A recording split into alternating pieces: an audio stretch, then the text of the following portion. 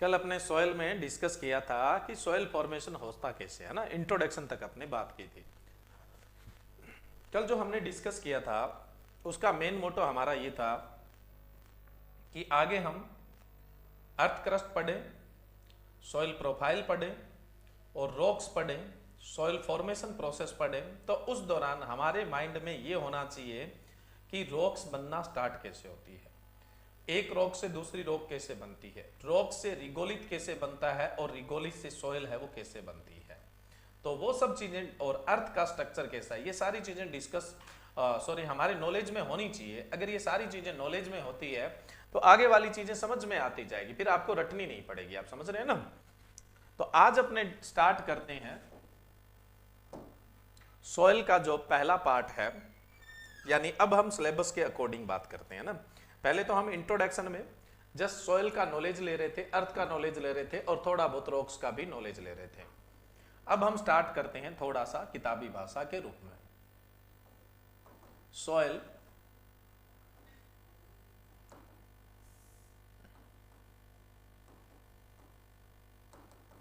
Composition, मृदा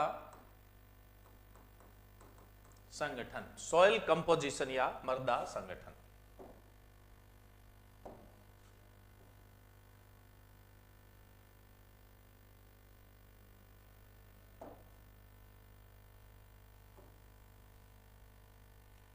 देखिए ये है पाई डायग्राम, और आप बीएससी कर चुके हैं, आपको इस बात का तो आइडिया होगा कि पाई डायग्राम है वो हम परसेंटेज डेटा को रिप्रेजेंट करने के काम में लेते हैं। जो परसेंटेज स्टैटिस्टिक में आप जानते हो ना, जो परसेंटेज डेटा होते हैं उनको रिप्रेजेंट करने के लिए हम हमेशा पाई डायग्राम है उसका यूज करते हैं। सिर्फ परसेंटेज डेटा ही रिप्रेजेंट किया जाता है, दूसरा डेटा रिप्रेजेंट नहीं किया जाता है। दूसरी चीज आप जानते होंगे कि पाई डायग्राम के अंदर टोटल कितने डिग्री का एंगल बनता है। तो पाई डायग्राम के अंदर जो डिग्री एंगल बनता है वो 360 डिग्री एंगल बनता है, 360 डिग्री का कोण बनता है। ये 360 डिग्री का कोण 100% को रिप्रेजेंट करता है। इसका मतलब 1% को रिप्रेजेंट करने के लिए कितने डिग्री का जो एंगल है वो चाहिए, 3.6 डिग्री का एंगल चाहिए। कितने डिग्री का एंगल चाहिए, 3.6 डिग्री का एंगल चाहिए 1% को रिप्रेजेंट करने के लिए। ये तो स्टैटिकल बात होगी, क्योंकि आप एग्रीकल्चर में स्टैटिस्टिक भी पढ़ते हैं, इसलिए मैंने आपको बता दिया। पाई डायग्राम हमेशा परसेंटेज डेटा को ही रिप्रेजेंट करता है। अब हम सॉइल के कंपोजिशन की बात करें, यानी 100% सॉइल है, उसमें क्या क्या है। देखो सॉइल का जो इधर का 50% हिस्सा मान ले अपने, ये सॉलिड है। मान तो किस तरफ का भी लो, लेकिन हम बात करें कि सॉइल का 50% जो पार्ट है वो कैसा है, सॉलिड है।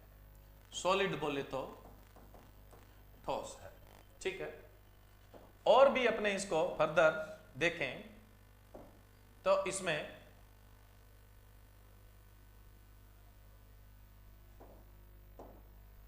आपको 45% मिनरल्स यानी खनिज देखने को मिलते हैं, और 5% अगर हम देखें तो 5% है वो ऑर्गेनिक मैटर है, यानी खनिज पदार्थ है। इस ऑर्गेनिक मैटर में क्या क्या चीजें शामिल है, ऑर्गेनिज्म और उनके रेजिड्यूस और एक्सक्रीट, जीव और जीव के अवशेष, यानी जो ऑर्गेनिज्म ओरिजिन का है, जीव से जिसकी उत्पत्ति है वो सब ऑर्गेनिक मैटर है। जैसे इसमें 10% है वो क्या है, रूट यानी जड़ें हैं। 10% तो क्या है इसमें, रूट यानी जड़ें हैं। 10% इसमें क्या होगा, इसको टोटल 100 मान लो तो ऑर्गेनिक मैटर में से बात कर रहा हूं मैं। 10% इसमें माइक्रो ऑर्गेनिज्म है। आपको पता है सॉइल में सैकड़ों की संख्या में, लाखों की संख्या में, मिलियंस की संख्या में माइक्रो ऑर्गेनिज्म देखने को मिलते हैं। सॉइल में सबसे ज्यादा पाया जाने वाला माइक्रो ऑर्गेनिज्म है बैक्टीरिया, और बैक्टीरिया में भी सबसे ज्यादा कौन सा पाया जाता है, बेसिलस पाया जाता है, उसके बाद सुडोमोनास पाया जाता है। बैक्टीरिया के बाद एक्टिनोमाइस्टीज बोल सकते हैं, लेकिन एक्टिनोमाइस्टीज इज टाइप ऑफ, एक्टिनोमाइस्टीज है वो क्या है, टाइप ऑफ बैक्टीरिया ही है, तो फिर उसको तो अलग से बात करने की जरूरत ही नहीं है। उसके बाद फंगस पाए जाते हैं, यानी फंजाई पाए जाते हैं। उसके बाद अगर अपने बात करें तो प्रोटोजोआ है, उसके बाद हम बात करें तो नेमेटोड्स होते हैं। तो 10% इस टोटल ऑर्गेनिक मैटर का माइक्रो ऑर्गेनिज्म है, और 80% जो पार्ट है वो ह्यूमस है। ह्यूमस बोले तो कार्बनिक पदार्थ है ना। ह्यूमस कौन सा कार्बनिक पदार्थ है? कंप्लीटली डीकंपोज ऑर्गेनिक मैटर है, यानी पूर्णतः सड़ा गला जो कार्बनिक पदार्थ है उसको आप क्या बोलते हैं? ह्यूमस बोलते हैं। कंप्लीटली डीकंपोज ऑर्गेनिक मैटर है उसको हम क्या बोलते हैं? ह्यूमस बोलते हैं। ठीक है, ऑर्गेनिक मैटर आप फ्रेश को भी बोल सकते हो, ताजा को भी बोल सकते हो और डीकंपोज को भी बोल सकते हो, है ना। ऑर्गेनिक मैटर आप माइक्रो ऑर्गेनिज्म को भी बोल सकते हो जो सॉइल में, और ऑर्गेनिक मैटर जो रूट है उसको भी बोल सकते हो। लेकिन ह्यूमस कौन सा होगा? जो कंप्लीटली डीकंपोज हो चुका है, पूर्णतः अपघटित हो चुका है, वो ही क्या कहलाएगा? ह्यूमस कहलाएगा। इसलिए बोलते हैं completely decompose organic matter is known as humus बोलते हैं। और इसमें भी कभी कंफ्यूज मत होना कि ऑर्गेनिक मैटर सारे का सारा कार्बन है। नहीं भाई, सारे का सारा कभी कार्बन नहीं होता है। इसमें नाइट्रोजन भी है, फास्फोरस भी है, मैग्नीशियम, कैल्शियम, सारे न्यूट्रिएंट्स है, कुछ लिग्निन वगैरह, ये सारी चीजें भी देखने को मिलती है, हाइड्रोजन भी है, ऑक्सीजन है, सब कुछ है। लेकिन ऑर्गेनिक मैटर में अगर आप कार्बन देखना भी चाहो आगे, हालांकि हम ह्यूमस फ्रैक्शन पढ़ेंगे, यानी जो ह्यूमस है उसका फ्रैक्शन उसमें क्या क्या होता है वो पढ़ेंगे, लेकिन फिर भी थोड़ा सा माइंड क्लियर करते हुए चलना कि ऑर्गेनिक मैटर है उसमें सब कुछ कार्बन नहीं होता है। ऑर्गेनिक मैटर में 58% कार्बन होता है, यानी ऑर्गेनिक कार्बन इसमें कितना होता है? 58% होता है, बाकी दूसरा मटेरियल भी होता है इसके अंदर। और एक चीज ये भी ध्यान रखना, इस डायग्राम के बेसिस ये मत याद कर लेना कि सॉइल, इंडियन सॉइल में एवरेज 5% ऑर्गेनिक मैटर होता है। ये वर्ल्ड का एवरेज है, विश्व में अगर हम देखें तो ऑर्गेनिक मैटर है वो 5% देखने को मिल जाता है। इंडियन सॉइल में 5% ऑर्गेनिक मैटर कतई नहीं है। ध्यान रखिएगा, इंडिया का जो एरिड क्लाइमेट है, एरिड क्लाइमेट वाला एरिया है, यानी जो शुष्क जलवायु वाला क्षेत्र है, वहां पे जो ऑर्गेनिक मैटर है ना, जैसे मैं बात करूं नॉर्थ वेस्ट राजस्थान, उत्तरी पश्चिमी राजस्थान वाला हिस्सा है जहां पे डेजर्ट सॉइल है, मरुस्थलीय मृदाएं हैं, ये तो ऐसी मृदाएं हैं जिनमें ऑर्गेनिक मैटर लेस देन 0.1% है। 5% तो दूर की बात है, 0.1% ही ऑर्गेनिक मैटर है इन सॉइल के अंदर जो एरिड क्लाइमेट के रीजन में आती है। दूसरा मैं बात करूं semi arid, semi arid climate वाला जो हिस्सा है ना, उसमें जो ऑर्गेनिक मैटर है वो लेस देन 1% के अंडर ही है, 1% से भी नीचे है, 5% तो दूर की बात है। और अगर मैं बात करूं इंडियन सॉइल के अंदर भारतीय मृदाओं में, तो भारतीय मृदाओं में ऑर्गेनिक मैटर है वो 1 to 2% के बीच में ही है। इंडियन सॉइल में भारतीय मृदाओं में ऑर्गेनिक मैटर 1 to 2% के बीच में है, ये बात अच्छे से ध्यान रख लेना। अब ये तो ऑर्गेनिक मैटर की बात की थी हमने, किसकी बात की है? ऑर्गेनिक मैटर की। तो कई चीजें आप कंफ्यूज ना हो जाए इसलिए मैं शुरू में बता रहा हूं आपको, ये एक एवरेज सॉइल के लिए है, ये इंडियन सॉइल के लिए डायग्राम नहीं बन रहा है, तो इस चीज को दिमाग में रखना। और आपसे ऑर्गेनिक मैटर पूछा है या ऑर्गेनिक कार्बन पूछा है वो भी ध्यान रखना। इंडियन सॉइल में ऑर्गेनिक कार्बन है वो 0.4 से 0.7% के बीच में है, क्योंकि ऑर्गेनिक मैटर के अंदर 58% के आसपास ऑर्गेनिक कार्बन होता है, और जो एक्यूरेसी मानी जाती है वो लगभग 0.52 से लेकर 0.54% ही मानी जाती है कि इंडियन सॉइल में कार्बन जो है यानी ऑर्गेनिक कार्बन है वो कितना है? ऑर्गेनिक कार्बन 0.52 से 0.54 है। और इसकी जगह अगर हम देखें कि नाइट्रोजन कितना है इंडियन सॉइल में, तो यहां एक इंपॉर्टेंट चीज बताने वाला हूं, इंडियन सॉइल में नाइट्रोजन है वो 0.05% है, 0.05% है। और इंडियन सॉइल में फास्फोरस कितना है? 0.005% है।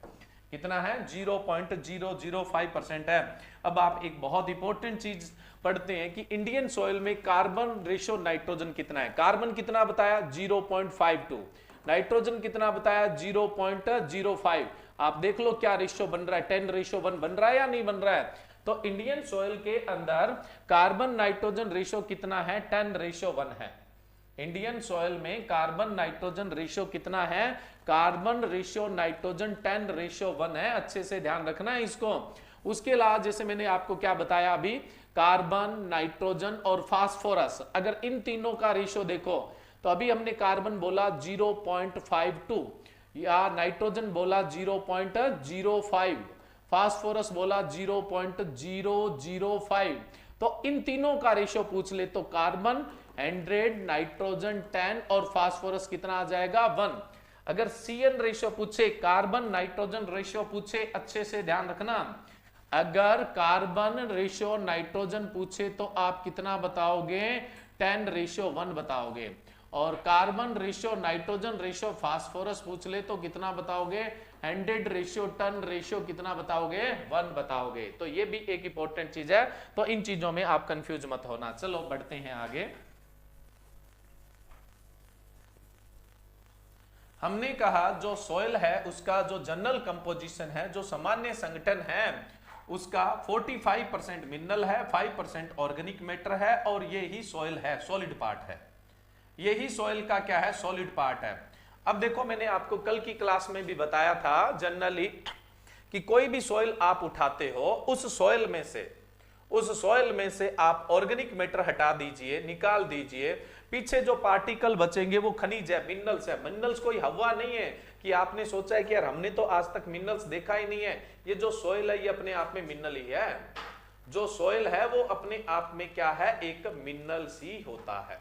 सॉइल है वो अपने आप में क्या है, एक मिनरल्स होता है। इस चीज को अच्छे से ध्यान रखिएगा। जो मिट्टी का कण देख रहे हो ना वो मिनरल्स है। मैंने कल भी बोला था, आप चारों तरफ गर्दन घुमाइए और देखिए आपको दो ही चीजें मिलेगी, एक तो ऑर्गेनिक और दूसरा कौन सा मिलेगा, मिनरल्स मिलेगा। अब जैसे कोई वुड है तो वो पौधे का भाग है ना, कोई और जीव के अवशेष से बनी हुई चीज है या जीव से बनी हुई चीज है वो ऑर्गेनिक है, आप खुद भी ऑर्गेनिक है। उसके अलावा आपको ईंट, भाटे, पत्थर ये सब देखने को मिल रहे हैं, लोहा, प्लास्टिक, ये सब किसके अंदर आ जाएंगे, मिनरल्स के अंदर आ जाएंगे।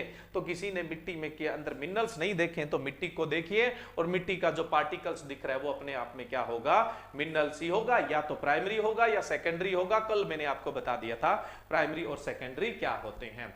तो देखिए स्टूडेंट, ये तो होगा उसका सॉलिड प्रोपोर्शन, यानी जो सॉलिड भाग है जिसमें 45% मिनरल है और 5% क्या होगा, ऑर्गेनिक मैटर होगा। नेक्स्ट अपने बात करें, ये जो इधर वाला 50% पार्ट है, इधर वाला जो 50% पार्ट है ये कैसा होता है, वो सॉलिड है। ये कैसा होगा, फ्लो में लिक्विड मत बोल देना, सॉइल लिक्विड थोड़ी है। हाँ पानी डाल देंगे लिक्विड फॉर्म में आ सकती है, लेकिन लिक्विड तो नहीं है ना। ये 50% पोरोसिटी है। 50% क्या होती है, पोरोसिटी होती है, यानी रंध्रता होती है। 50% पोरोसिटी यानी रंध्रता होती है। अब इस 50% में क्या है, देखिए इस 50% के अंदर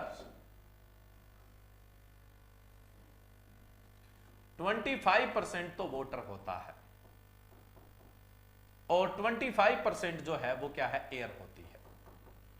ये कौन से टाइम का डायग्राम होता है, किस समय का डायग्राम होता है, जब आप सॉइल वाटर पढ़ते हैं, मृदा जल पढ़ते हैं, उसमें आप पढ़ते होंगे फील्ड कैपेसिटी, क्षेत्र धारण क्षमता। ये एक स्टैंडर्ड टाइप का डायग्राम है, ये एक स्टैंडर्ड है सॉइल का, ठीक है।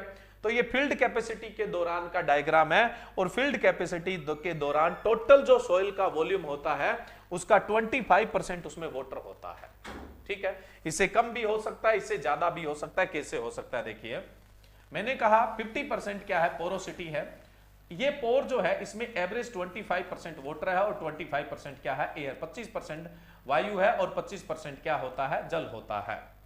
अब देखो मान लो कि मिट्टी सूखी है, कंप्लीटली ड्राई है, पिछले 2-3 महीने से बारिश नहीं हुई और खूब धूप पड़ी है, तो जाहिर सी बात है उसमें 25% मॉइस्चर तो नहीं होगा, 25%। तो उसके पोर्स में क्या होगा, एयर होगी। इसीलिए मैंने ये निशान बनाया है कि जब पानी कम होगा तो उसकी जगह एयर आ जाएगी। अभी अभी आप सोचो कि आपने खेत में पानी भरा है, और खेत में पानी भरा है तो सॉइल को खचाखच पानी से भर दिया, यानी सेचुरेट कर दिया, संतृप्त कर दिया। सेचुरेट अगर आपने उसको कर दिया है, संतृप्त आपने उसको कर दिया है, तो उसके पोर में जो एयर थी वो तो क्या हो गई, रिमूव होगी, और वहां पे क्या चला गया, वाटर है वो चला गया है। तो एयर की जगह वाटर भी ले सकता है, और वाटर की जगह है वो कौन ले सकता है, एयर है वो भी ले सकता है, ठीक है। अब देखो एयर की बात करें तो इस एयर में आपको क्या क्या देखने को मिलता है, जो सॉइल एयर होती है उसमें आपको क्या देखने को मिलता है। वैसे तो एयर किसका हिस्सा है, एटमॉस्फेयर का हिस्सा है। अगर हम एटमॉस्फेयर में बात करें तो मेन जो गैसेज है, नाइट्रोजन है, ऑक्सीजन है और कार्बन डाइऑक्साइड है। एटमॉस्फेयर में जो नाइट्रोजन आपको देखने को मिलता है वो 78.08% देखने को मिलता है। वॉल्यूम बेसिस है, आयतन के आधार पे, भार के आधार पर बात नहीं हो रही है। किसके बेसिस है ये, वॉल्यूम के बेसिस है, आयतन के आधार पर बात हो रही है, भार के आधार पर बात नहीं हो रही है। ऑक्सीजन की बात करें तो ऑक्सीजन 20.95। जब आपसे सीधा पूछ ले कि एटमॉस्फेयर में ऑक्सीजन कितना है, नाइट्रोजन कितना है, आप ही जानते हो गैस और लिक्विड है उसको वॉल्यूम में मापा जाता है, आयतन में मापा जाता है, ठीक है। भार तोल सकते हो, कोई दिक्कत नहीं है, लेकिन उसकी जो मेन यूनिट होती है वो क्या होती है, वॉल्यूम होती है, आयतन होती है, और सॉलिड की क्या होती है, वेट होती है, ठीक है। तो ऑक्सीजन कितना है, 20.95% होता है, और कार्बन डाइऑक्साइड आप अच्छी तरह से जानते हैं 0.033% होता है, 0.033% है वो क्या होता है, कार्बन डाइऑक्साइड होता है।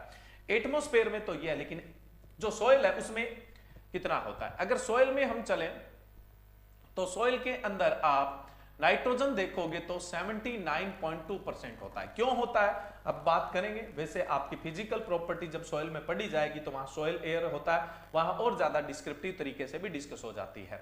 और देखो नाइट्रोजन एटमॉस्फेयर के कंपैरिजन में ज्यादा होता है सॉइल के अंदर, 79.2% होता है।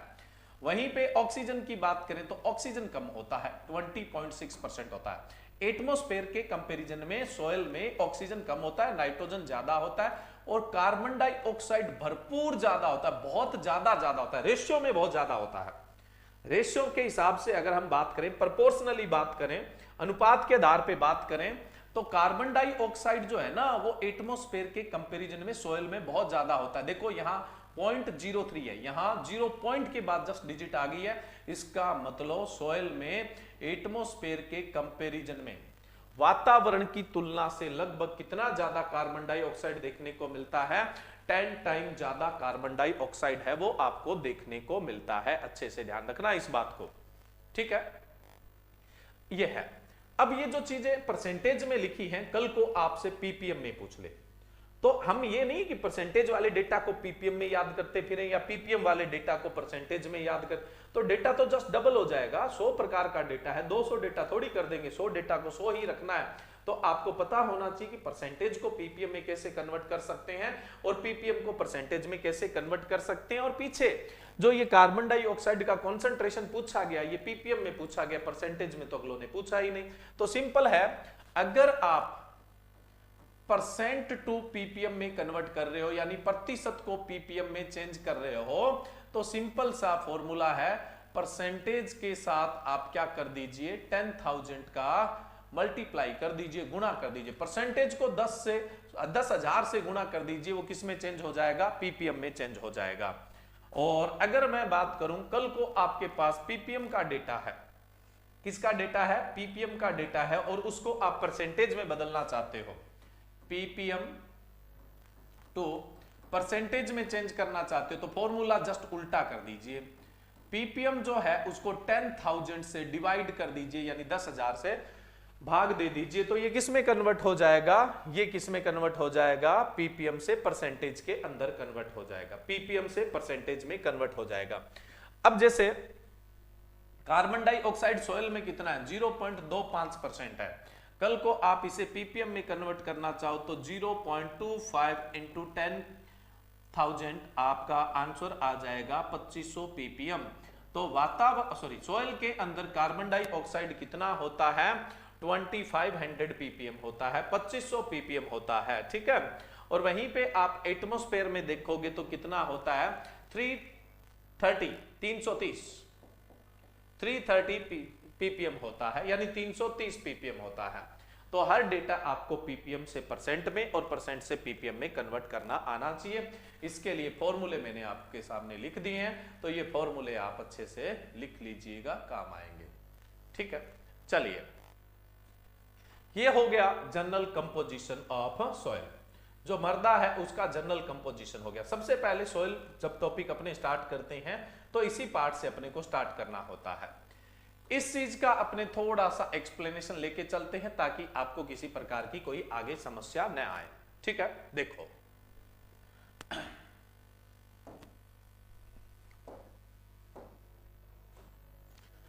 सॉइल किसका पार्ट है, लिथोस्फेयर का पार्ट है। सॉइल है वो किसका पार्ट है, लिथोस्फेयर का पार्ट है। ये जो डायग्राम बना है ना, ये एवरेज बना हुआ है, ऐसा नहीं है सभी प्रकार की सॉइल में 50% पोरोसिटी है। अब क्ले सॉइल है उसमें तो 58% पोरोसिटी है और सैंड सॉइल है उसमें 40% ही पोरोसिटी है। तो ये एक एवरेज डायग्राम है। कैसा डायग्राम है? ये एक एवरेज डायग्राम है, ये स्टैंडर्ड डायग्राम नहीं है, ध्यान रखिएगा, ठीक है। चलिए, मैं क्या बात कर रहा था यहाँ पे कि ये जो सॉइल है ये लिथोस्फीयर का पार्ट है, ये एटमॉस्फेयर का पार्ट नहीं है। और लिथोस्फीयर में क्या होता है? सॉलिड। लेकिन मैंने बात कही थी कि जो सरफेस होती है उस पे अनकॉन्सोलिडेटेड मटेरियल होता है, यानी असंगठित पदार्थ होता है, यानी पार्टिकल्स होते हैं। तो पार्टिकल्स में क्या होंगे? पोर्स तो होंगे, और पोर्स में एटमॉस्फेयर से, इस सरफेस से ऊपर तो एटमॉस्फेयर है, एटमॉस्फेयर की जो गैसेज है वो सॉइल के अंदर भी पहुंचेगी। अगर सॉइल के अंदर अपने बात करें तो सॉइल के अंदर क्या है? सॉइल के अंदर रूट है। अगर हम ऑर्गेनिज्म की बात करें तो कुछ माइक्रो ऑर्गेनिज्म भी है, कुछ क्या बहुत है माइक्रो ऑर्गेनिज्म, माइक्रो ऑर्गेनिज्म भी है, रूट भी है, माइक्रो ऑर्गेनिज्म भी है। अब देखिए, इस सॉइल में कोई भी गैस है उसका सोर्स क्या है? एटमॉस्फेयर। कार्बन डाइऑक्साइड कहां से आएगी? एटमॉस्फेयर से आएगी, ठीक है। अब हम बात करें कि जो गैसेज डिफ्यूजन रेट होती है, गैसों की विसरण दर होती है, वो एटमॉस्फेयर में ज्यादा होती है या सॉइल में ज्यादा होती है? भी हम एक सिलेंडर है उसको एटमॉस्फेयर में खोल दें और एक सिलेंडर को मिट्टी में दबा के खोल दें, जल्दी कौन सा खाली होगा? जो जल्दी खाली होगा वहीं पर क्या है? डिफ्यूजन रेट सबसे ज्यादा, विसरण दर सबसे ज्यादा है। जाहिर सी बात है, एटमॉस्फेयर वाले में कोई रुकावट नहीं है तो उसका सिलेंडर जल्दी खाली हो जाएगा। इसका मतलब एटमॉस्फेयर में डिफ्यूजन रेट क्या होती है? ज्यादा होती है, और सॉइल के अंदर डिफ्यूजन रेट होती है वो क्या होती है? कम होती है। तो अब सॉइल में कार्बन डाइऑक्साइड कहां से आया? सॉइल के अंदर कार्बन डाइऑक्साइड आया एटमॉस्फेयर से। एटमॉस्फेयर में जितना जल्दी इधर उधर फैलता है उतना तो सॉइल में नहीं फैलता है।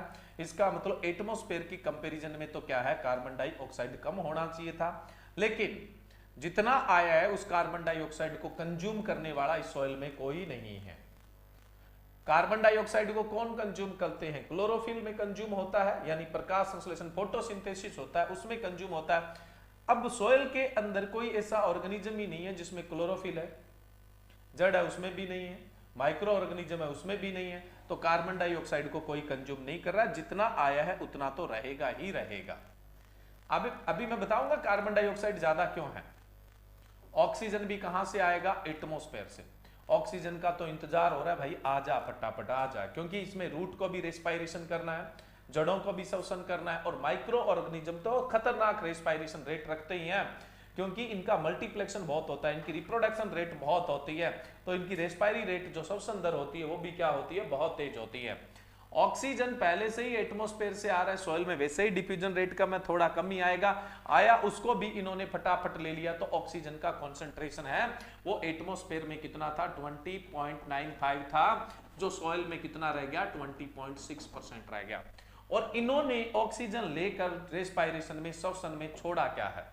ऑक्सीजन लेकर रेस्पायरेशन में छोड़ा क्या है? Carbon dioxide. और जो कार्बन डाइऑक्साइड छोड़ा वो सॉइल से जल्दी से तो बाहर जा नहीं सकता है, सॉइल के अंदर ही जकड़ा रहता है, क्योंकि डिफ्यूजन रेट क्या होती है? कम।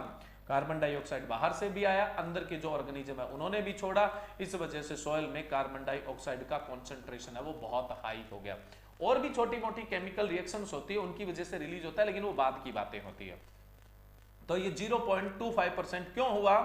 इसका कारण क्या था? क्योंकि कार्बन डाइऑक्साइड यहाँ पे कंज्यूम करने वाला कोई नहीं है, एब्जॉर्ब करने वाला कोई नहीं होता है, इसलिए कार्बन डाइऑक्साइड है उसका कॉन्सेंट्रेशन है वो बढ़ जाता है। तो ऑक्सीजन क्यों कम हुआ? पता लग गया। कार्बन डाइऑक्साइड ज्यादा क्यों हुआ? पता लग गया।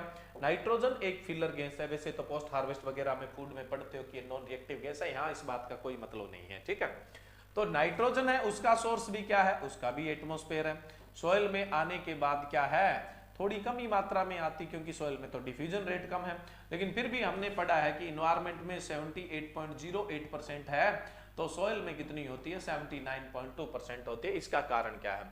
बहुत सारे भले प्रकृति के इसमें माइक्रो ऑर्गेनिज्म है जो नाइट्रोजन को होल्ड कर लेते हैं, कहीं जाने नहीं देते हैं, इस वजह से नाइट्रोजन का कॉन्सेंट्रेशन है वो क्या है? लगातार बढ़ता जाता है, और सॉइल में कितना हो जाता है? 79.2% है वो नाइट्रोजन का कॉन्सेंट्रेशन है वो हो जाता है। तो इस वजह से आपको जो सॉइल है उसके अंदर नाइट्रोजन एटमॉस्फेयर के कंपैरिजन में ज्यादा देखने को मिलता है, ऑक्सीजन कम देखने को मिलता है, और कार्बन डाइऑक्साइड है, जो कार्बन डाइऑक्साइड है वो आपको क्या है?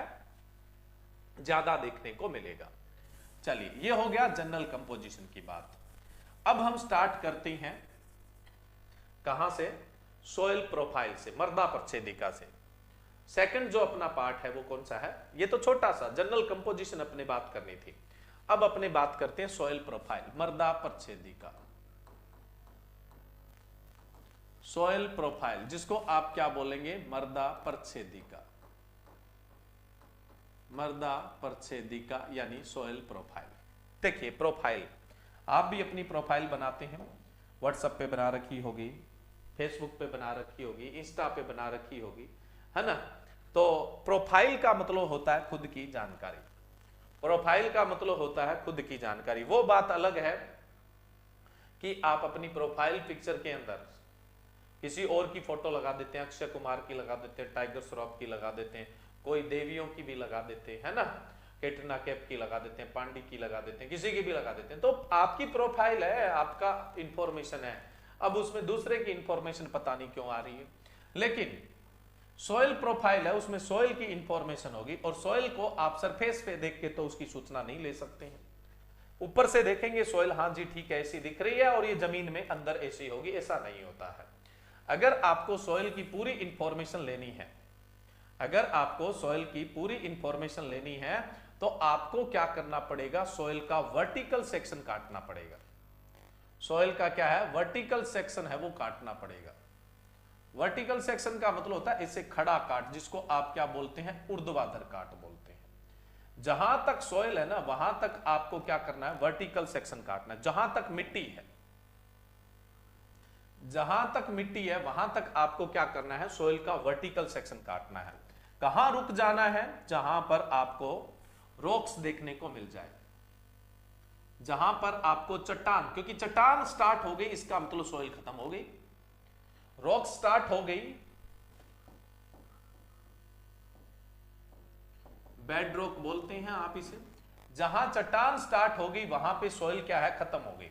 अगर आप इस पूरी सोइल की सूचना चाहते थे तो सरफेस से तो काम नहीं चलता, आपको वर्टिकल सेक्शन ऊर्ध्वाधर काट काटना पड़ता। सोइल का जो वर्टिकल सेक्शन है या ऊर्ध्वाधर काट है, उसी को आप क्या बोलते हैं? सोइल प्रोफाइल बोलते हैं। क्योंकि अब हम इसे एक साइड से देखेंगे तो इस सोइल की पूरी सूचना है वो हमें मिल जाएगी मोटे मोटे तौर पे, है ना। जितनी जानकारी हमें मिल सकती है उतनी।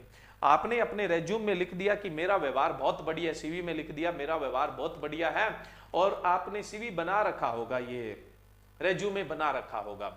उस रेज्यूमे में आप सबसे पहले क्या लिखते हैं? ऑब्जेक्टिव लिखते हैं।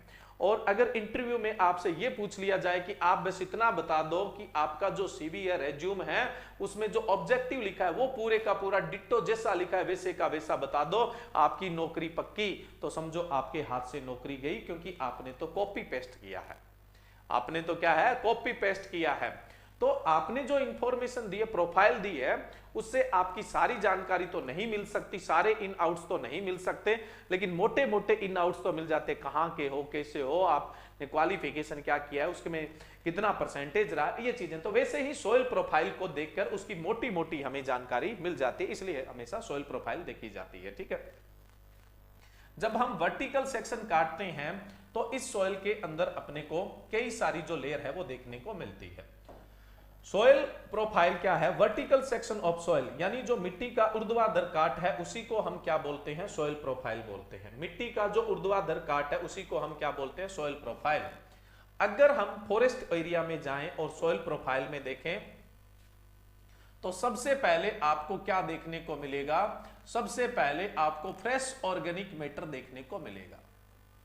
क्या देखने को मिलेगा? फ्रेश ऑर्गेनिक मैटर, जहां पर फॉरेस्ट वगैरह है। कैसे देखने को मिलेगा भाई फ्रेश ऑर्गेनिक मैटर? क्योंकि अभी कोई पत्तियां गिरी होगी, कोई टहनी गिरी होगी, किसी पशु ने एक्सक्रीट किया होगा, कोई पशु मरकर उस पर गिरा होगा, यानी अपनी आंखों से हम उसको आइडेंटिफाई कर सकते हैं कि ये ऑर्गेनिक मैटर है क्या, क्योंकि फ्रेश है। हम समझ जाएंगे कि ये पीपल की पत्ती है, ये डलवर्जिया की लीफ है, ये टिक्टोना की लीफ है, मतलब समझ जाएंगे जो भी ऑर्गेनिक मैटर, यानी ये फ्रेश ऑर्गेनिक मैटर होगा, ठीक है।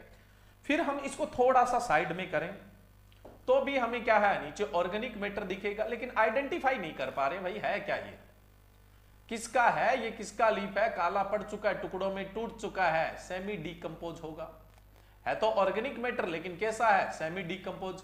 आप फॉरेस्ट एरिया में चले जाना, ऊपर ऊपर आपको ऑर्गेनिक लेयर देखने को मिलेगी। जो ये सॉइल प्रोफाइल होती है उसके अंदर ये जो डिफरेंट अपने को लेयर्स देखने को मिलते हैं, ये डिफरेंट लेयर देखने को मिलते हैं, इनको हम ओरिजिन बोलते हैं। क्या बोलते हैं, ओरिजिन बोलते हैं, ठीक है, यानी सेंसर बोलते हैं।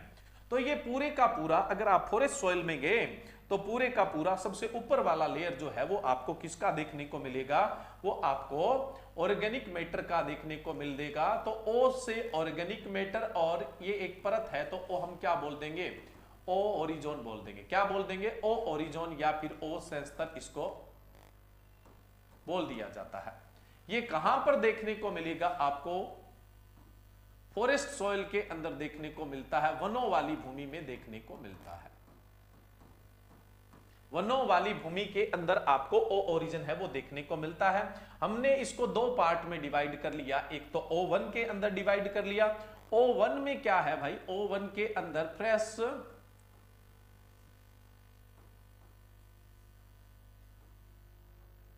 ऑर्गेनिक मैटर है, फ्रेश ऑर्गेनिक मैटर है, यानी ताजा कार्बनिक पदार्थ है। इसमें ताजा ऑर्गेनिक मैटर लिख देता हूं, समझ जाओगे ना। फ्रेश ऑर्गेनिक मैटर है जिसको हम आंखों से आइडेंटिफाई कर सकते हैं। इसके जस्ट नीचे आपको क्या देखने को मिलता है, O2 देखने को मिलता है, जिसको हम आइडेंटिफाई नहीं कर सकते। क्यों, क्योंकि वो सड़ गल चुका है, कुछ पूरा नहीं। पार्शियली डिकम्पोज या सेमी डिकम्पोज की बात होती है। पार्शियली डिकम्पोज या सेमी डिकम्पोज यानी अर्ध अपघटित या आंशिक रूप से अपघटित। अर्ध अपघटित है, हम इसको पहचान नहीं सकते हैं, लेकिन है ऑर्गेनिक मैटर, ओरिजिन ओरिजिन ही है, यानी ओ का मतलब ऑर्गेनिक ओरिजिन है। कहने का मतलब ये एक कार्बनिक सेंसर है। ये फॉरेस्ट सॉइल में देखने को मिलेगा। आप अपने खेत में जाकर देखेंगे तो ये ओरिजिन, ये लेयर आपको कभी नहीं देखने को मिलेगी। क्यों नहीं देखने को मिलेगी, वहां टिलेज होता रहेगा, वहां भू परिष्करण होता रहेगा। जब वहां पर टिलेज होता रहेगा, भू परिष्करण होता रहेगा, तो जो भी ऑर्गेनिक मैटर सरफेस पे गिर रहा है, जैसे ये सरफेस है,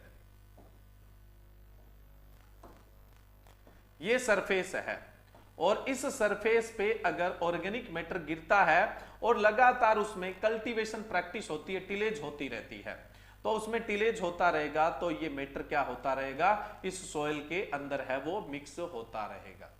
ये सॉइल के अंदर क्या है, मिक्स होता रहेगा। इस वजह से ये लेयर आपको ऊपर नहीं देखने को मिलती है। इसलिए कल्टीवेटेड लैंड के अंदर यानी कृषिगत भूमि के अंदर कभी भी आपको ओ ओरिजिन है वो नहीं देखने को मिलता है। कृषिगत भूमि में कभी भी ओ ओरिजिन है वो आपको नहीं देखने को मिलेगा। इसके जस्ट नीचे का जो ओरिजिन है वो कौन सा ओरिजिन होगा, ए ओरिजिन होगा। इसके जस्ट नीचे का जो ओरिजिन है वो कौन सा ओरिजिन होगा, ए ओरिजिन होगा।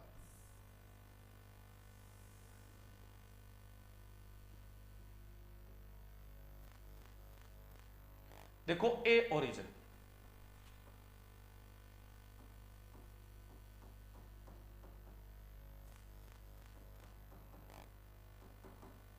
ऊपर वाला सिर्फ और सिर्फ किसका था, ऊपर वाला सिर्फ और सिर्फ ऑर्गेनिक मैटर का था। ये जस्ट इसके नीचे वाला ओरिजिन है, ये किसका होता है, मिनरल्स का होता है, मृदाओं का होता है। इसमें कुछ ऑर्गेनिक मैटर होगा, लेकिन ज्यादा क्या होगा, इसमें मिनरल्स होंगे, खनिज ज्यादा होंगे, तो आप इसको फर्स्ट मिनरल ओरिजिन भी कह सकते हैं। क्या बोल सकते हो आप इसे, फर्स्ट मिनरल ओरिजिन बोल सकते हैं, यानी पहला खनिज सेंसर बोल सकते हैं, पहला खनिज सेंसर। क्योंकि मृदा क्या है, खनिज है, उसमें कार्बनिक पदार्थ निकाल दोगे तो पीछे जो बचा वो क्या है, सब खनिज है। और मिट्टी के अगर अपने कल्टीवेटेड लैंड में देखें तो सबसे ऊपर ये है। देखो फॉरेस्ट सॉइल में तो सबसे ऊपर कौन सा बोला हमने, ओ बोला, लेकिन मैंने अभी थोड़ी देर पहले क्या बोला, आप अपने कल्टीवेटेड लैंड में देखेंगे, खेती योग्य भूमि में दिखेंगे तो ओ सेंसर नहीं देखने को मिलेगा। तो कल्टीवेटेड लैंड में आपको सबसे पहले क्या देखने को मिलेगा, ए देखने को मिलेगा, ओ तो है ही नहीं। आपसे पूछ ले कल्टीवेटेड लैंड में कौन सा ओरिजिन एब्सेंट होता है, आप बोलोगे ओ एब्सेंट होता है। आपसे पूछे कि फॉरेस्ट सॉइल में सबसे ऊपर ओरिजिन कौन सा होता है, आप बोलेंगे ओ ओरिजिन होता है। और कल्टीवेटेड लैंड में सबसे ऊपर कौन सा होता है, तो आप बोलेंगे ए ओरिजिन होता है। और सबसे ऊपर की मिट्टी वाला ओरिजिन हम बात कर रहे हैं तो इसको हम क्या बोलेंगे, टॉप सॉइल ओरिजिन बोल देंगे। क्या बोलते हैं अपने इसको, टॉप सॉइल ओरिजिन भी बोलते हैं, top soil origin. Top soil origin का मतलब क्या होता है? पृष्ठीय मृदा संस्तर बोल देंगे। टॉप सॉइल ओरिजिन का मतलब होता है पृष्ठीय मृदा संस्तर भी बोलते हैं। पृष्ठीय मृदा संस्तर भी इसको बोला जाता है, टॉप सॉइल ओरिजिन भी बोला जाता है। इसको बेहतरीन तरीके से पढ़ने के लिए हम इसको कितने भागों में डिवाइड कर लेते हैं? हम इसको 3 भागों में डिवाइड कर लेते हैं। एक तो A1, कुछ साइंटिस्ट ने इसको क्या बोला? A बोला, ठीक है। दूसरा हम बात करें तो दूसरा है A2, कुछ साइंटिस्ट ने इसको E बोला। क्यों बोला? क्योंकि E के नाम की इसमें क्या है? कोई प्रोसेस देखने को मिलेगी। और इसके नीचे जो है वो कौन सा है? A3, और A3 का कोई इंपॉर्टेंस नहीं है। A3 की कोई विशेष इंपॉर्टेंस नहीं है। A को तो गिनती में लेते ही नहीं है, बस समझने के लिए बनाया है हमने। A को तो हम गिनती में शामिल ही नहीं करेंगे, सिर्फ हमने इसको क्या है? समझने के लिए बनाया है। अब देखो, सबसे पहले हम बात करते हैं A1 की। सबसे ऊपर का है भाई, चाहे फॉरेस्ट सॉइल है, इस मिट्टी में लगातार ऊपर से इसमें ऑर्गेनिक मैटर मिलता रहा, कार्बनिक पदार्थ। चाहे हमारे कल्टीवेटेड लैंड का है, चाहे हमारी खेत वाली भूमि का है, फसलों की जो लीफ, पत्तियां, वत्तियां, कार्बनिक पदार्थ वगैरह है, वो सब इसमें गिरता रहा। और इसमें जो ऑर्गेनिक मैटर होता है वो फुल्ली डिकम्पोज होता है। इसमें जो ऑर्गेनिक मैटर होगा वो कैसा होगा? फुल्ली डिकम्पोज होगा, यानी पूर्णतः अपघटित होगा। फुल्ली डिकम्पोज, पूर्णतः अपघटित होगा, फुल्ली डिकम्पोज, जिसकी वजह से इसका कलर कैसा होता है? इसका कलर होता है डार्क, यानी गहरा कलर होता है। डार्क बोले तो गहरा कलर। आपको A ओरिजिन का जो कलर मिलेगा या A1 ओरिजिन का जो कलर मिलेगा वो हमेशा कैसा कलर मिलता है? डार्क कलर का मिलता है। और किस वजह से होता है? इसमें ऑर्गेनिक मैटर मिलने की वजह से होता है, कार्बनिक पदार्थ मिलने की वजह से होता है। इसमें ऑर्गेनिक मैटर ज्यादा होता है, इस वजह से इसका कलर कैसा होगा? डार्क कलर होगा। सबसे ऊपर यही होता है। और मोस्ट ऑफ जो कल्टीवेशन प्रैक्टिस होती है, मोस्ट ऑफ जो खेती की क्रियाएं होती है, वो इसी ओरिजिन के अंदर देखने को मिलती है। मोस्ट ऑफ जो कल्टीवेशन प्रैक्टिस होती है वो इसी के अंदर देखने को मिलती है। ये फ्राइबल होता है, यानी भुरभुरा होता है, क्योंकि आप कल्टीवेशन प्रैक्टिस कर रहे हैं ना, तो फ्राइबल होगा। पोरोसिटी क्या होती है? बेहतरीन होती है। रंध्रता जो होती है वो इसकी बहुत बेहतरीन होती है। एयर डिफ्यूजन रेट भी इसका अच्छा होता है, यानी वायु विसरण दर भी इसकी अच्छी होती है।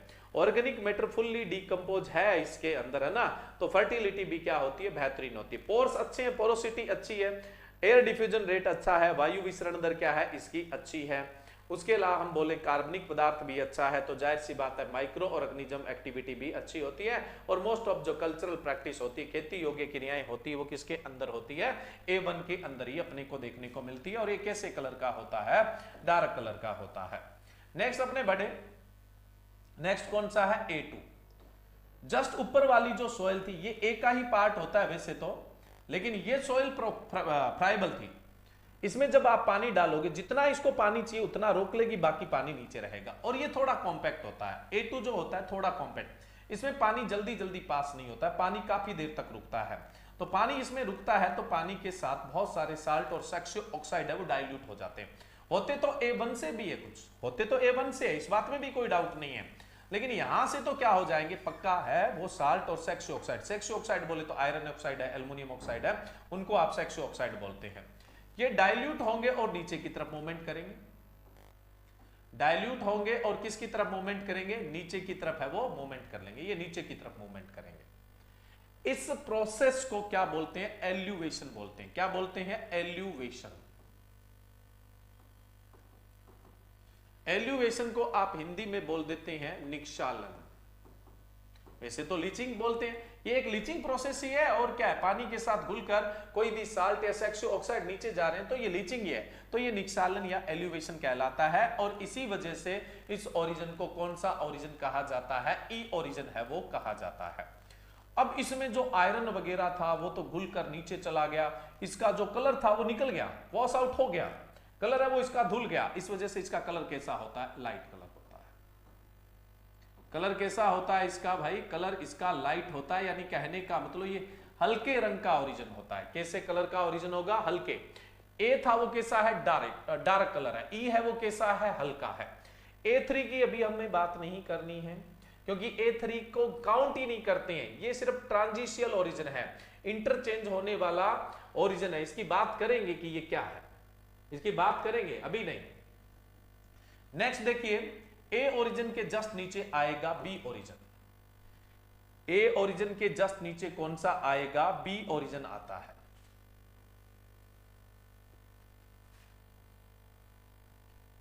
B origin. अब ये बी ओरिजिन है, ये भी मिट्टी से ही बना हुआ है, मर्दा से, इसमें तो ऑर्गेनिक मैटर न के बराबर ही है। कोई ऊपर से थोड़ा बहुत गुलगुला के आ गया तो बात अलग है, क्योंकि कार्बनिक पदार्थ तो ऊपर ही रहता है ना, क्योंकि उस ऊपर वाली सॉइल में डालते हैं अपने, पत्तियां गिरती है, लीफ वगैरह गिरती है, वो भी तो सरफेस पे ही गिरती है, जाहिर सी बात है बी में तो नहीं आने वाली। तो बी ओरिजिन है वो सॉइल का ही ओरिजिन है। सॉइल बोले तो मिनरल्स है, तो हम इसको बोलेंगे सेकंड मिनरल ओरिजिन बोल देंगे, सेकंड मिनरल ओरिजिन बोल देंगे, यानी दूसरा खनिज संस्तर बोल देंगे, सेकंड खनिज संस्तर हो जाएगा। ये सेकंड खनिज संस्तर है। कैसा संस्तर है? सेकंड खनिज संस्तर है। दूसरी तरफ हम ये भी बोल रहे हैं कि इसमें ऑर्गेनिक मैटर न के बराबर है, तो फिर आप संकोच क्या कर रहे हैं? आप लिख सकते हैं ऑर्गेनिक मैटरलेस।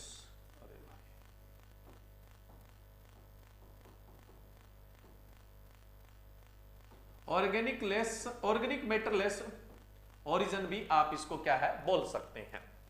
नेक्स्ट अपने बात करें, ये ऊपर की सॉइल का ओरिजिन है तो ये नीचे की सॉइल का ओरिजिन है, आप इसको क्या बोल सकते हैं? सब सॉइल ओरिजिन भी बोल सकते हैं, सब सॉइल ओरिजिन भी बोल सकते हैं। सब सॉइल ओरिजिन का मतलब क्या होता है?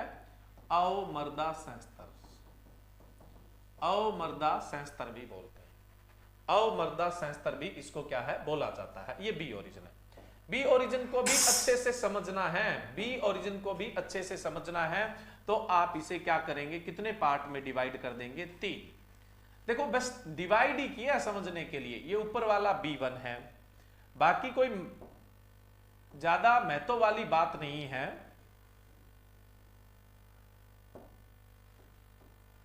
ये B2 है और ये B3 है। B1 और B3 का कोई महत्व नहीं, गिनेंगे ही नहीं, काउंट ही नहीं करेंगे। तो काउंट किसे करते हैं? B2 को, और B2 को ही वास्तविक तौर पे क्या माना जाता है? B माना जाता है।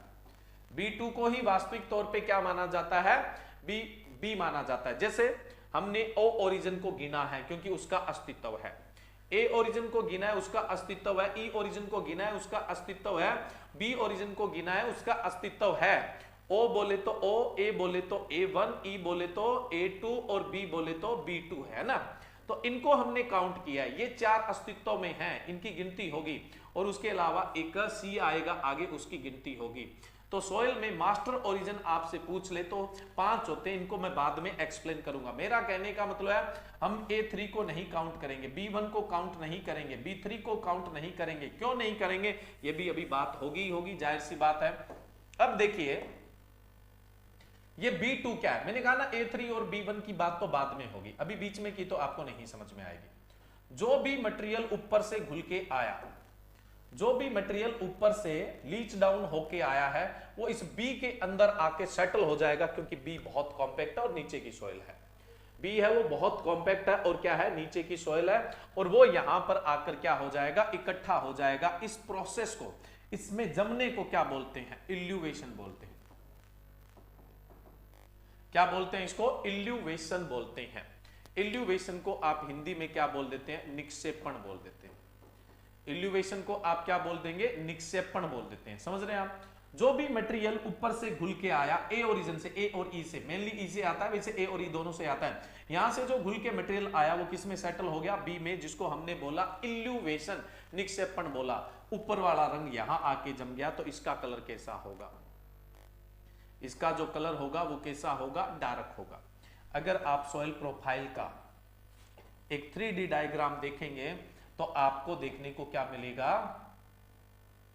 इस तरह से डायग्राम बनाया जाता है, ग्रीन से दर्शाया जाता है कि ऊपर क्या है? ऑर्गेनिक मैटर है। ऊपर क्या है? ऑर्गेनिक मैटर है।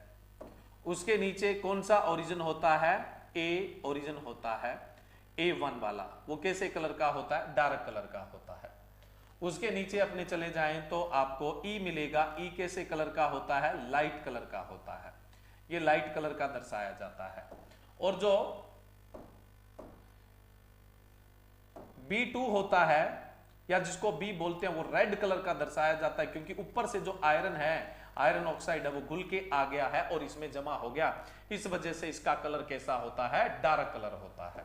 कैसा कलर होगा इसका, डार्क कलर होगा। और इसके नीचे वाला C वाले की बात करेंगे, उसको ऐसे दर्शाया जाता है, इस तरह से दर्शाया जाता है।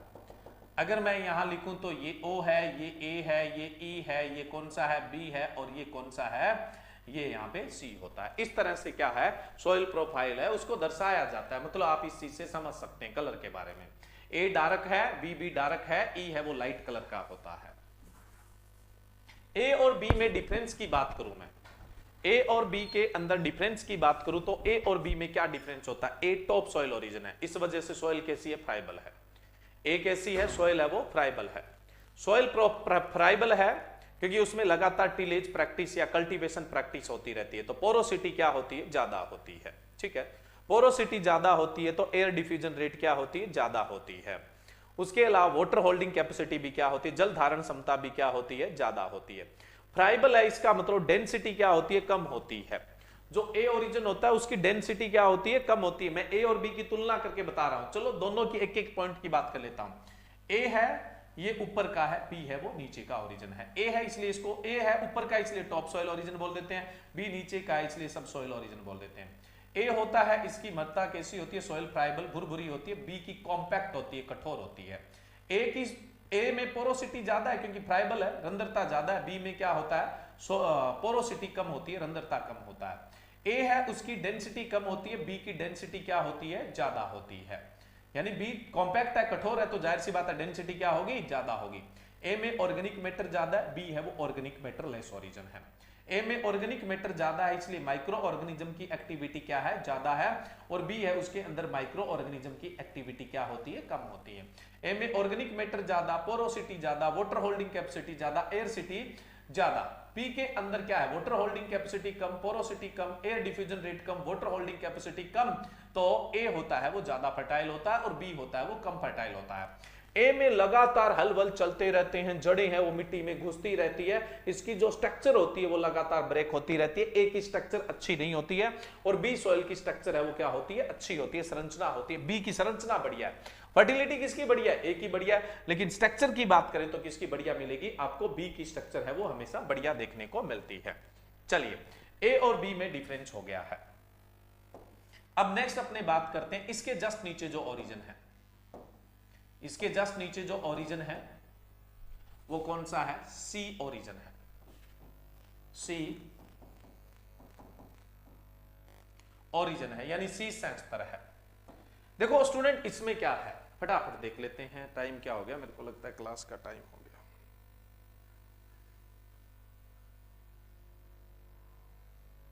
चलो कोई बात नहीं, थोड़ा सा पढ़ते हैं। सी है, इसमें क्या देखने को मिलता है, रॉक्स, कल समझेंगे इसको, पूरा डायग्राम यहीं का यहीं रहेगा। ये देखो ये जो रॉक्स होती है ये वेदर होती रहती है, टूटती रहती है टुकड़ों में, कोई टुकड़े बड़े हैं, कोई टुकड़े कैसे हैं, छोटे हैं। ये रॉक्स टूटी, कुछ बड़े टुकड़ों में टूटी, कुछ छोटे टुकड़ों में टूटी, समझ रहे हैं आप, कुछ बड़े टुकड़ों में टूट गई क्या है और कुछ क्या है, छोटे टुकड़ों के अंदर टूट गई। चलो करवा देते हैं सारा एक साथ ही, कुछ छोटे टुकड़ों में टूट गई। रॉक्स मैंने कल के लेक्चर में बताया था, जो सोयल है उसका पेरेंट मटेरियल कौन है भाई, रॉक्स है, बेड रॉक है। सोयल जो है उसका पेत्रक पदार्थ कौन होता है, बेड रॉक होता है, यानी चट्टानें होती है वो क्या होती है, उसका पेत्रक पदार्थ होती है। तो रॉक्स है ये टूटी, यहां वेदर हुई, रॉक्स को तो वेदर होना ही होता है, रॉक्स को तो क्या होता है, वेदर होना ही होता है। तो ये टूट रही है और इस जगह पे आपको टूटी हुई रॉक है वो देखने को मिलती है। यहां पे आपको लग रहा है, कल मेरे साथ एक सारी कहानी बताई थी ना आपको कि चट्टानें टूट रही है, रिगोलित बन रहा है, सॉइल बन रहा है, वैसा ही कुछ देखने को मिल रहा है। यानी यहां पर सॉइल फॉर्मेशन जारी है, सॉइल फॉर्मेशन जारी होता है, यानी मृदा निर्माण जारी होता है, मृदा निर्माण जारी होता है। सॉइल फॉर्मेशन किस में देखने को मिलता है? आपको सी ओरिजिन में देखने को मिलता है, क्योंकि रॉक्स टूटी हुई इसके अंदर देखने को मिल रही है। और रॉक्स क्या है? वो इसका पेरेंट मटेरियल है। रॉक्स है वो सॉइल का पेरेंट मटेरियल है, तो आप इसे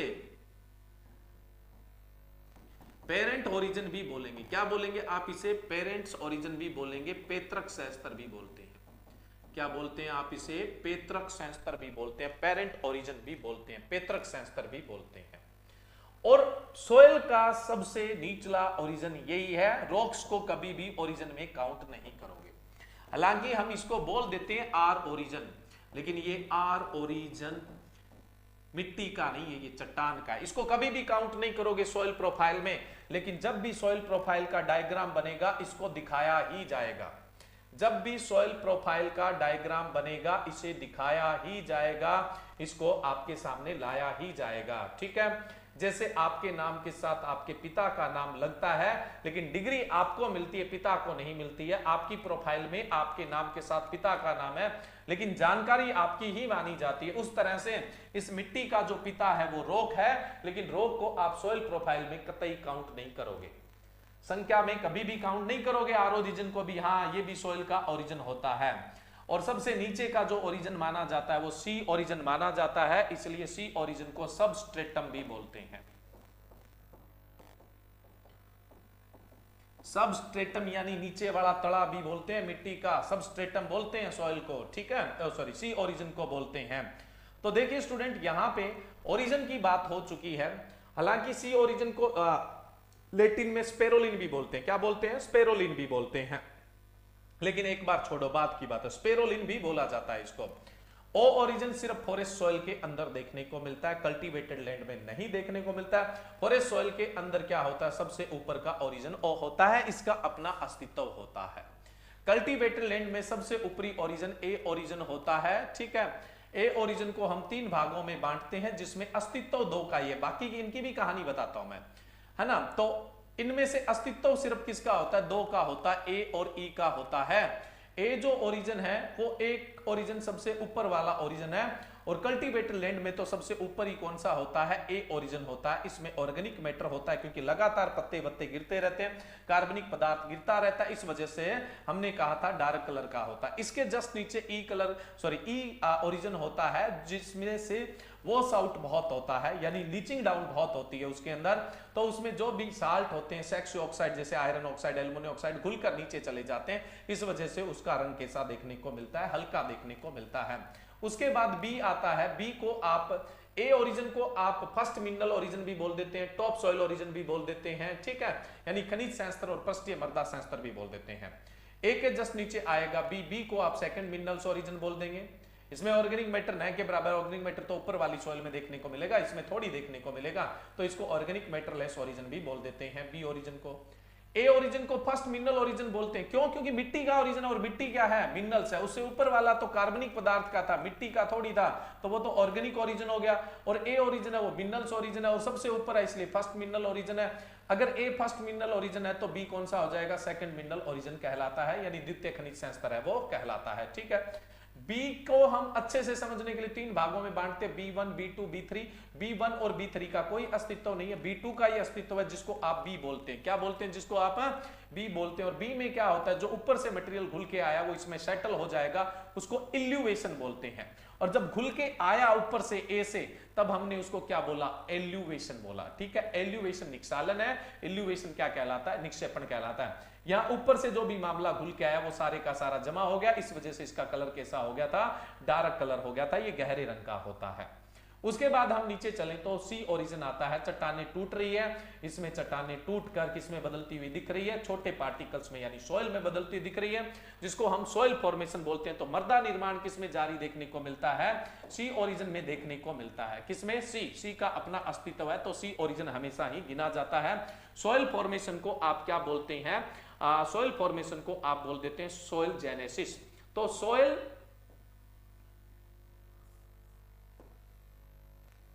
जेनेसिस प्रोसेस आपको किसमें देखने को मिलती है? सी के अंदर देखने को मिलती है। सॉइल फॉर्मेशन प्रोसेस, मृदा निर्माण की प्रक्रिया सी में देखने को मिलती है। सी में रॉक्स के टुकड़े देखने को मिलते हैं। सॉइल का जो पेरेंट्स है वो रॉक है, और रॉक्स के टुकड़े किसमें देखने को मिलते हैं? सी में देखने को मिलते हैं। इसलिए सी को पेरेंटल ओरिजिन बोलते हैं। और सॉइल का सबसे नीचा ओरिजिन है, सबसे निचला तले वाला ओरिजिन है, वो कौन सा है? सी है। इसलिए इसको सबस्ट्रेटम भी बोलते हैं, यानी मिट्टी का तला भी बोलते हैं। इसके जस्ट नीचे आ जाती है रॉक, बेड रॉक, जिसको सॉइल प्रोफाइल में कभी काउंट नहीं किया जाता, बोल देते हैं आर ओरिजिन है। अब आपसे पूछ ले कि सॉइल के अंदर मास्टर ओरिजिन की संख्या कितनी है, तो सॉइल के अंदर मास्टर ओरिजिन की संख्या 5 है। ओ ए ई बी सी, ओ ए ई बी सी है, ठीक है। अब आपसे पूछ ले कि सोलम ओरिजिन कितना? सोलम ओरिजिन कौन सा है? सोलम का मतलब होता है स्टूडेंट मर्दा। सोलम का मतलब होता है मर्दा। ओ में मर्दा नहीं है, ए में मर्दा है, ए में सोइल है, बी में सोइल है, लेकिन सी में नहीं है। सी में जनरली आपको ग्रेवल्स, पब्बल्स, कोबल्स, बल्डर्स देखने को मिलते हैं, यानी कंकड़ पत्थर देखने को मिलते हैं। तो सोलम ओरिजिन आपसे पूछ ले कि सोलम ओरिजिन किसे बोलते हैं, तो आप क्या बोलोगे जी? सोलम ओरिजिन है वो ए प्लस बी को बोला जाता है। सोलम ओरिजिन किसको बोला जाता है? ए प्लस बी को बोला जाता है। आपसे पूछ ले रिगोलिथ, कल मैंने बताया था चट्टानों के ऊपर इस धरती पर जो भी असंगठित पदार्थ, अनकंसोलिडेटेड मटेरियल जो पड़ा है, जो आपस में नहीं जुड़ा हुआ है, वो सब रिगोलिथ है। जो आपस में खुला पड़ा हुआ है, जो संगठित नहीं है, अनकंसोलिडेटेड है, कंसोल्ड नहीं है, साथ में जुड़ा हुआ नहीं है, उसको हम क्या बोलते हैं? रिगोलिथ। तो ये भी तो बिखरा पड़ा है। सी, ए में भी तो पार्टिकल है, मिट्टी के कण है, बी में भी तो मिट्टी के पार्टिकल ही है, और क्या है? ए भी असंगठित है, बी भी असंगठित है, और सी भी क्या है? असंगठित है, लेकिन उसके नीचे जो रॉक्स है वो आपस में जुड़ी हुई है। तो आपसे पूछ ले रिगोलिथ ओरिजिन कौन सा है, तो आप कौन सा बताओगे? रिगोलिथ ओरिजिन ए प्लस बी प्लस सी है। या फिर आपसे बोल दे कि सोलम प्लस क्या है? सी। सोलम कौन सा हो जाएगा? ए प्लस बी प्लस क्या हो जाएगा? सी हो जाएगा। तो रिगोलिथ ओरिजिन कौन सा है? ए प्लस बी प्लस सी, या जिसको आप क्या बोलते हैं? सोलम प्लस सी भी बोल सकते हैं। किसको? रिगोलिथ को। तो ये रिगोलिथ ओरिजिन है। कुछ सॉइल ऐसी भी होती है जिनके अंदर अभी तक ओरिजिन डेवलप नहीं होता है, जैसे एंटीसोल। एंटीसोल है वो बिल्कुल न्यू इमर्ज सॉइल है, बिल्कुल नई बनी हुई सॉइल है, अभी उसमें सॉइल प्रोफाइल डेवलप ही नहीं हुई है, बड़ी लेस डेवलप है। और जिस सॉइल के अंदर क्या होता है? ओरिजिन्स डेवलप नहीं होते हैं, जिस मिट्टी में ओरिजिन डेवलप नहीं होते हैं, उसको आप रिगोसोल बोलते हैं। क्या बोलते हैं? रिगोसोल्स बोलते हैं। आपसे बोल दे कि विदाउट ओरिजिन की जो सॉइल होती है उसको क्या बोला जाता है? रिगोसोल बोला जाता है। विदाउट ओरिजिन की जो सॉइल होती है उसको क्या बोला जाता है? रिगोसोल्स है वो बोला जाता है। अब हम बात करें A3 और B1 क्या है और B3 क्या है, बस लास्ट अपनी बात बची है। और भी कोई छोटी मोटी बातें होगी सॉइल प्रोफाइल को लेके, वो नेक्स्ट लेक्चर में, बट ये डायग्राम हमें दोबारा न खोलना पड़े, इसलिए हम इसको खत्म करके ही चलते हैं यहां से, ठीक है। देखिए, जब ए से मटेरियल, ए और ई से मटेरियल नीचे आ रहा है, इसका मतलब ये नहीं है कि जैसे मान लो कि ये ई है और ये बी है तो ऐसे लाइन बन जाएगी, ऐसे थोड़ी है। कहीं पे ये नीचे तक आया, कहीं पे ऊपर तक आया है, यानी ऐसे कहीं पे आपको ये कलर जो चेंजेस देखने को मिल रहे हैं, कहीं ऊपर तक देखने को मिल रहा है, कहीं नीचे तक देखने को मिल रहा है। यहां मिक्सअप देखने को मिल रहा है, ए और बी का मिक्सअप देखने को मिल रहा है। किसमें? A3 में और B1 में। A3 में ज्यादा डोमिनेंसी किसकी दिख रही होगी? ई की दिख रही होगी, यानी ऊपर वालों की दिख रही होगी। बी में ज्यादा प्रभाव किसका दिख रहा होगा? बी का दिख रहा होगा। लेकिन ये क्लियर नहीं है कि बी है या ए है, ऐसे मिक्सअप सा कलर है, इसलिए हम इसको क्या बोलते हैं? A3 और B1 बोलते हैं। जिसमें ए का प्रभाव ज्यादा है उसको A3 बोल दिया, और जिसमें बी का प्रभाव ज्यादा है उसको क्या बोल दिया? बी। ये क्या है? ट्रांजिशियल ओरिजिन है। कैसा है? ट्रांजिशियल ओरिजिन है, यहां स्थानांतरण देखने को मिल रहा है, या इंटरचेंज ओरिजिन भी आप इसको बोल सकते हैं।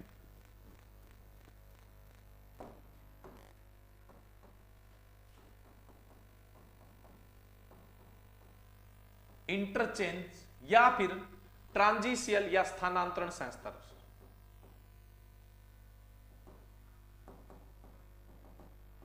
ट्रांजिशियल या इंटरचेंज या फिर स्थानांतरण संस्तर। मतलब जब इल्यूवेशन एल्यूवेशन जब हो रहा है, ई वाला लीचिंग जब हो रही है, तो लीचिंग के दौरान ये बीच का हिस्सा है वो क्लियर नहीं हो रहा है कि ये क्या है, ए है या बी है, ए है या बी है, ठीक है। इसलिए जिसमें ए के गुण ज्यादा है उसको A3 बोल दिया, और बी के गुण ज्यादा है उसको क्या बोल दिया? B1। तो ये ट्रांजिशियल ओरिजिन है, स्थानांतरण संस्तर है। इंटरचेंज सेंसर है। आपको पता है सोयल में ओरिजिन कैसे बनते हैं, मिट्टी में ओरिजिन को बनने को ओरिजिनाइजेशन कहते हैं।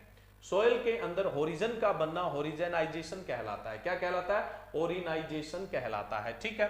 लेकिन ये बनते किस वजह से है? ये एल्यूवेशन हो रहा है, इसकी वजह से देखो इसका रंग हल्का हो गया, इसका रंग हल्का, ई का हल्का हो गया, इसका मतलब ए इससे अलग हो गया, ई इससे अलग हो गया, और ये नीचे जाके किस में जमा हो गया? बी में जमा हो गया।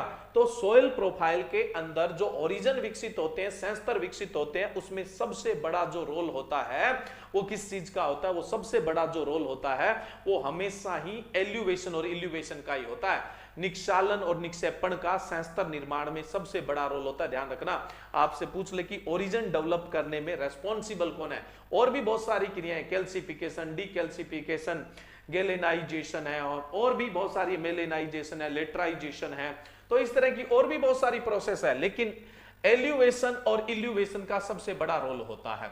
तो यहां क्या है, ये जो एल्यूवेशन और इल्यूवेशन हो रहा है, इसकी वजह से ये बीच में ट्रांजिशियल ओरिजिन है वो आपको देखने को मिल रहा है।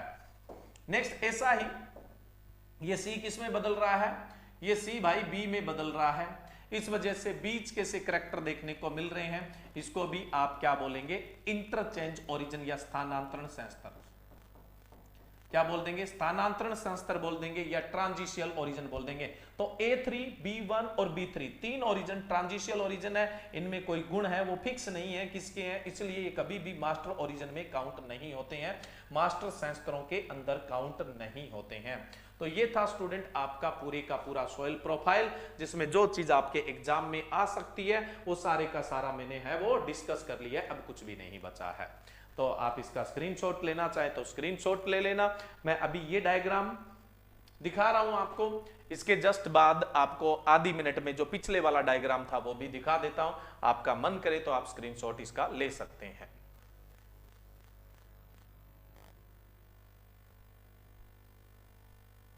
हो गया होगा? ठीक है, इसका भी आप स्क्रीनशॉट लेना चाहो तो ले सकते हो। कल 5:15 बजे मिलते हैं। Okay, thank you.